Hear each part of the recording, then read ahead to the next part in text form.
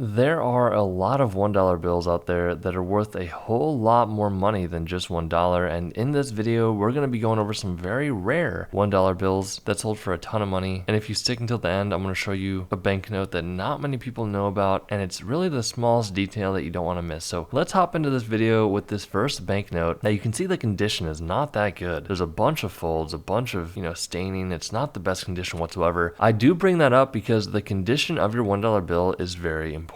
I want to show you something very important to begin with. At the bottom right hand side of this banknote, you're going to see what's called a front plate number. It's also located on the left hand side. There you can see there's the letter C and a number. The actual number and letters don't really matter, but what does matter is before that front plate number, you're going to see a small FW. Now pay attention to that because on the next bill, I'm going to show you why that really matters. But for now, all you need to know is that small FW means that this banknote was produced at the Fort Worth, Texas facility. Now there's only two places in the whole United States that produces paper money, and that is one of them. So why did this one sell for $480? Well, it's quite simple. Look at the serial numbers. Both the bottom left and the top right start with the letter G, but the next digit is a 004 on the top right, and it's a 114 at the bottom left. So this is what collectors call a mismatched serial number error. If you have one, it's very rare. Now look at this banknote that sold for $2,040. You can see the condition is much better compared to the previous one, but look at that front plate number. You can see at the top left and the bottom right there's a letter plus a number, but before the letter you're not going to see any FW. If you do not see an FW like the first note, that means that your banknote was produced at the Washington DC facility. Once again, this is a very similar type of error here. You can see the first 5 digits are actually mismatched. The top right says 86139 while the bottom left says 97250.